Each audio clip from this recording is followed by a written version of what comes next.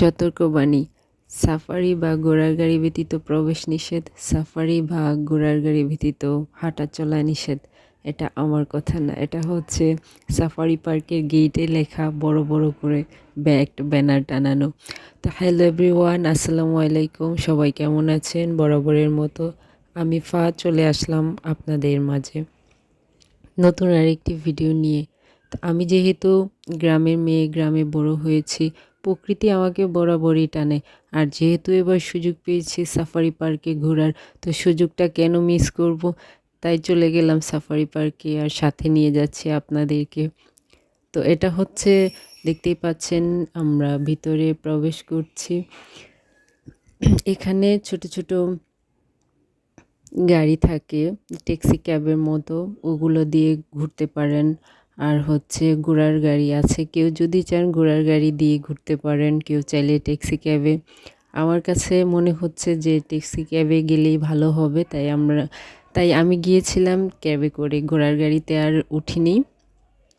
আর ঘোড়ার গাড়িতে উঠতে কত টাকা লাগছে, ক্যাবে উঠতে কত টাকা লাগছে, বিস্তারিত থাকছে আজকের এই ভিডিওতে। তো আর বেশি কথা না বলে চলেন আপনাদেরকে নিয়ে যাই সাফারি পার্কের ভিতরে। কিন্তু কোন সাফারি পার্কে গিয়েছি সেটাই তো আপনাদেরকে বলা হয়নি। হ্যাঁ, আমি গিয়েছিলাম সুবর্ণগ্রাম পার্কের সাফারি পার্কে। বিশাল জায়গা নিয়ে পার্কটা তৈরি করা হয়েছে, এখনও পার্কের সম্পূর্ণ কাজ শেষ হয়নি। পার্কের ভিতরে ছিল একটা দিঘিতে স্পিড বোটে চাইলে আপনি ঘুরতে পারেন। আর সাফারির ভিতরে ঘোড়ার গাড়ি দিয়ে ঘোরা যায়। তারপরে থাকছে হচ্ছে পিকআপের মতো ট্যাক্সিগুলা, ওটাতে করে 8 জনের সিট থাকে, 8 জন করে ঘুরতে যায়। বিভিন্ন পাখি আর যেই পশু ছিল ওদের খাঁচার সামনে গিয়ে গাড়িটা একটু স্টপ করে রাখে, তারপরে আবার সামনের দিকে গিয়ে চারপাশে অনেক পরিমাণে গাছ ছিল, একদম গ্রামীণ পরিবেশ। মনেই হচ্ছিল না যে কোনো পার্কে এসেছি, মনে হচ্ছে যেন কোথাও দূরে কোথাও ঘুরতে গিয়েছি বা পশু পাখির কোনো রাজ্যে চলে এসেছি। আসলে জায়গাটা সত্যিই খুবই সুন্দর।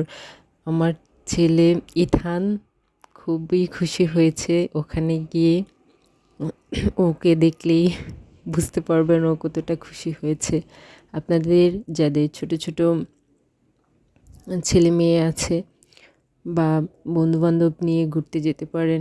এই যে এটা হচ্ছে টার্গেট, ওদের গাড়ির সাইডে খাবার দিয়ে রেখেছে, ওরা আসে, এসে খেয়ে যায়।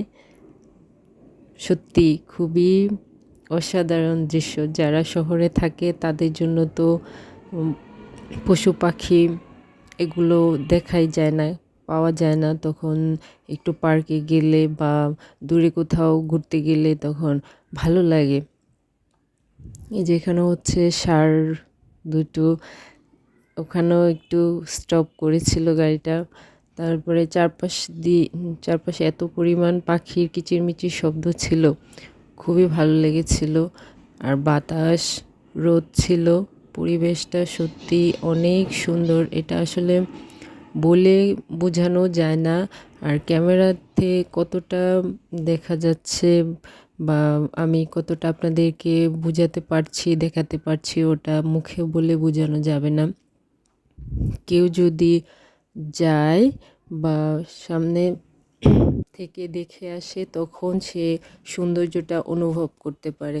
ক্যামেরা তো একটা উদাহরণ মাত্র, আমি শুধু আপনাদেরকে আমার মতো করে দেখাতে পারবো। তা আসল সৌন্দর্য উপভোগ করতে হলে অবশ্যই আপনাদেরকে যেতে হবে।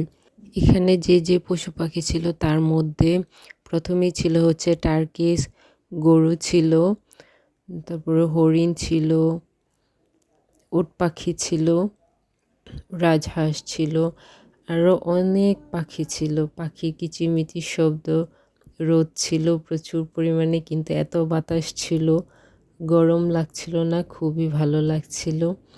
এই যে আমার ইথান, ও খুব খুশি হয়েছিল ওখানে গিয়ে। আপনারাও যাবেন, ভালো লাগবে। আর এটা হচ্ছে দিঘি।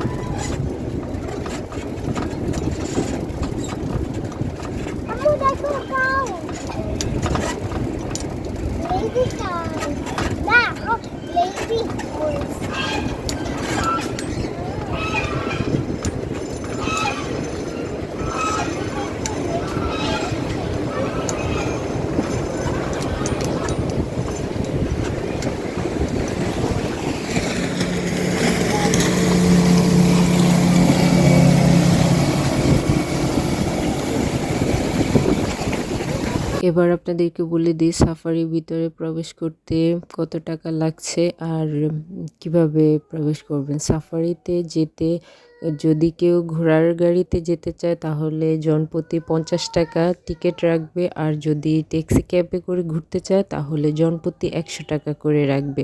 ঘোড়ার গাড়িতে শুধু ওর হেঁটে চলে আসবে, আর ট্যাক্সি ক্যাবে ওনারা পাখির সামনে বা কোনো অ্যানিমালসের সামনে নিয়ে দাঁড় করাবে, কিছুক্ষণ থাকবে, তারপরে আসবে। দেখা হচ্ছে অন্য ভিডিওতে। সবাই ভালো থাকবেন। আল্লাহ হাফেজ।